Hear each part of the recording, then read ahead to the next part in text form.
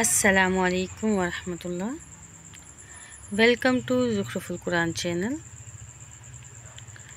آج ہمارے بیان کا موضوع ہے مکہ میں اسلامی لشکر کا داخلہ یعنی فتح مکہ۔ بسم اللہ الرحمن الرحیم۔ حضرت ابو عبیدہ پیادے پر مقرر تھے۔ آپ نے انہیں حکم دیا کہ وہ بطن وادی کا راستہ پکڑیں یہاں تک کہ مکہ میں رسول اللہ صلی اللہ علیہ وآلہ وسلم کے آگے اتریں۔ ان ہدایات کے بعد تمام دستے اپنے اپنے مقررہ راستوں پر چل پڑے۔ حضرت خالد اور ان کے رفقا کی راہ میں جو مشرک بھی آیا اسے ہٹا دیا گیا، البتہ ان کے رفقا میں سے بھی قرظ بن جابر فہری اور خنیس بن خالد بن ربیع نے جام شہادت نوش کیا۔ وجہ یہ ہوئی کہ یہ دونوں لشکر سے بچھڑ گئے اور ایک دوسرے راستے پر چل پڑے اور اسی دوران انہیں قتل کر دیا گیا۔ خندمہ پہنچ کر حضرت خالد رضی اللہ تعالیٰ عنہ اور ان کے رفقا کی بٹمیر قریش کے اوباشوں سے ہوئی معمولی سی جھڑپ میں 12 مشرک مارے گئے اور اس کے بعد مشرکین میں بھگدڑ مچ گئی۔ حماس بن قیس جو مسلمانوں سے جنگ کے لیے ہتھیار ٹھیک ٹھاک کرتا رہتا تھا، بھاگ کر اپنے گھر میں جا گھسا اور اپنی بیوی سے بولا، دروازہ بند کر لو۔ اس نے کہا، وہ کہاں گیا جو تم کہا کرتے تھے؟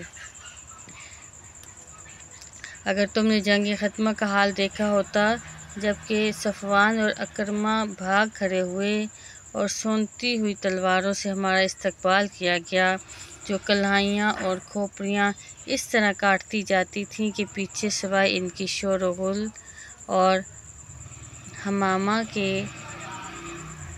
کچھ سنائی نہیں پڑتا تھا، تو تم ملامت کی ادنیٰ بات نہ کہتی۔ اس کے بعد حضرت خالد رضی اللہ تعالیٰ عنہ مکہ کی گلی کوچوں کو رونتے ہوئے کوہ صفا پر رسول اللہ صلی اللہ علیہ وآلہ وسلم سے جا ملے۔ ادھر حضرت زبیر رضی اللہ تعالیٰ عنہ نے آگے بڑھ کر حجون میں مسجد فتح کے پاس رسول اللہ صلی اللہ علیہ وآلہ وسلم کا جھنڈا گاڑا اور آپ کے لیے ایک قبہ نصب کیا، پھر مسلسل وہیں ٹھہرے رہے یہاں تک کہ رسول اللہ صلی اللہ علیہ وآلہ وسلم تشریف لے آئے۔ مسجد حرام میں رسول اللہ صلی اللہ علیہ وآلہ وسلم کا داخلہ اور بتوں سے تطہیر۔ اس کے بعد رسول اللہ صلی اللہ علیہ وآلہ وسلم اٹھے اور آگے پیچھے اور ارد گرد موجود انصار و مہاجرین کے چلوں میں حضرت مسجد حرام کے اندر تشریف لے گئے، آگے بڑھ کر حجر اسود کو چوما اور اس کے بعد بیت اللہ کا طواف کیا۔ اس وقت آپ کے ہاتھ میں ایک کمان تھی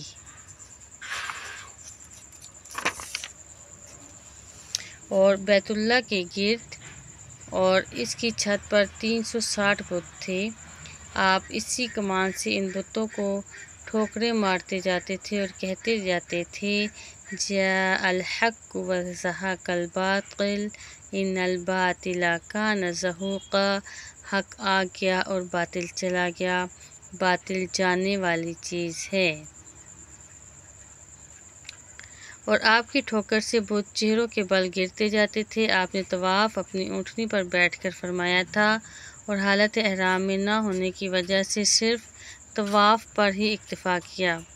تکمیل طواف کے بعد حضرت عثمان بن طلحہ کو بلا کر ان سے کعبہ کی کنجی لی، پھر آپ کے حکم سے خانہ کعبہ کھولا گیا اور اندر داخل ہوئے تو تصویریں نظر آئیں جن میں حضرت ابراہیم اور حضرت اسماعیل علیہ السلام کی تصویریں بھی تھیں۔ ان کے ہاتھ میں فال گیری کے تیر تھے۔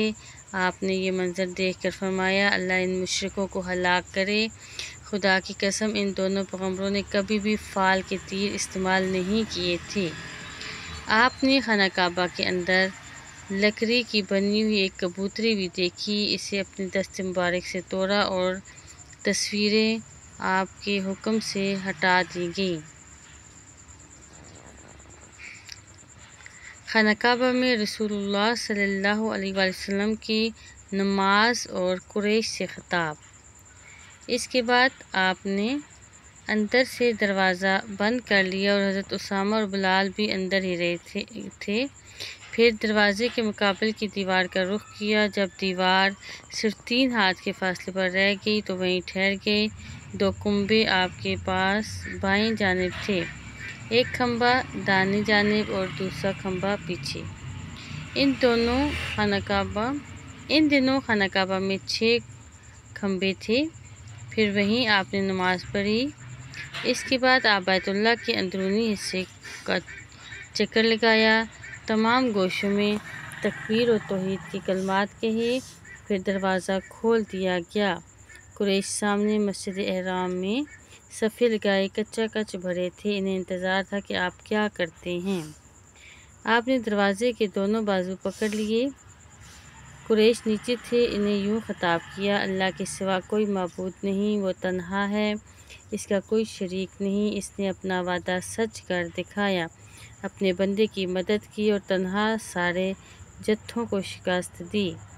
سنو، بیت اللہ کی کلید برداری اور حاجیوں کو پانی پلانے کے علاوہ سارا اعزاز یا کمال یا خون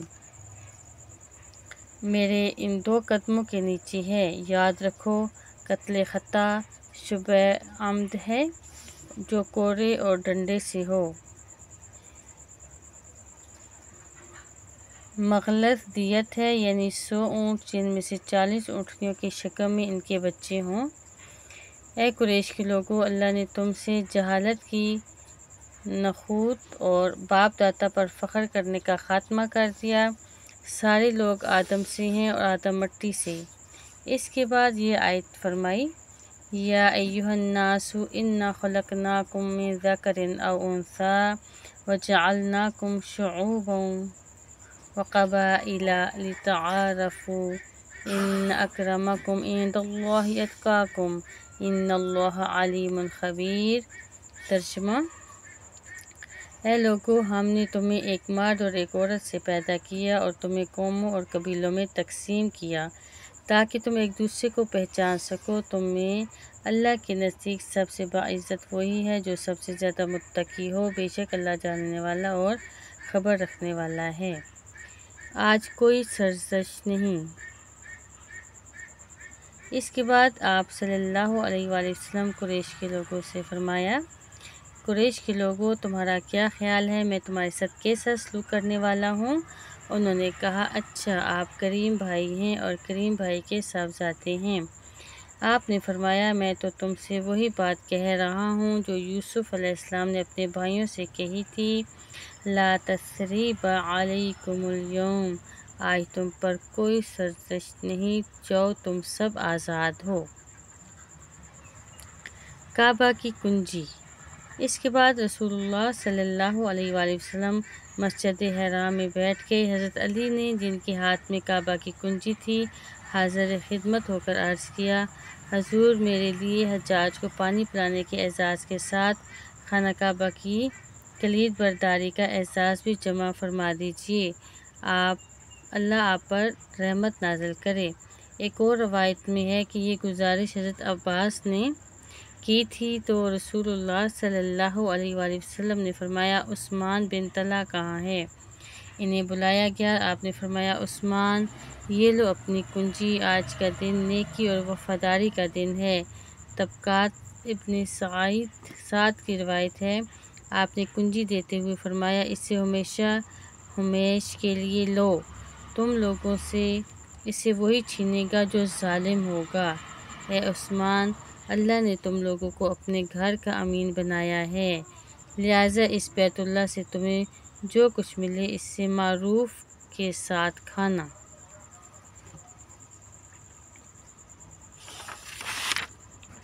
کعبہ کی چھت پر اذان بلالی۔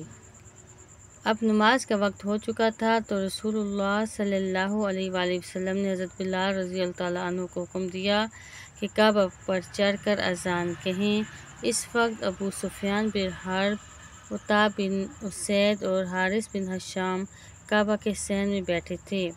عطاب نے کہا اللہ نے اسید کو فوت کر کے اس پر یہ کرم کیا کہ وہ یہ اذان نہ سن سکا، ورنہ اسے ایک ناگوار چیز سننی پڑتی۔ اس پر حارث نے کہا سنو واللہ اگر مجھے معلوم ہو جائے کہ وہ برحق ہے تو میں اس کا پیروکار بن جاؤں گا۔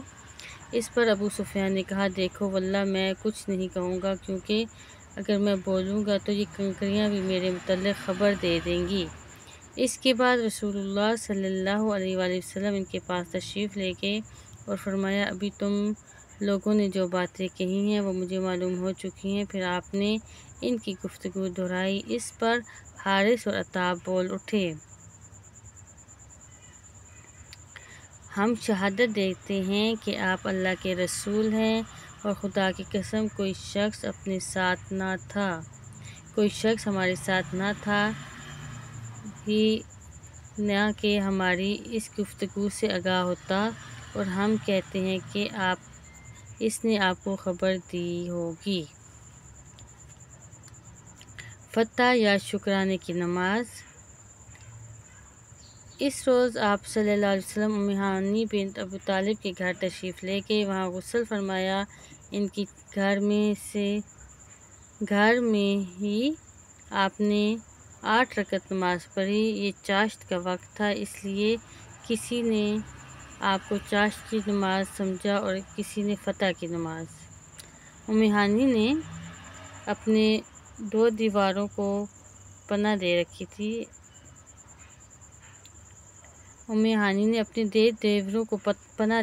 تھی۔ آپ نے فرمایا اے ام ہانی جسے تم نے پناہ دی اسے ہم نے پناہ دی۔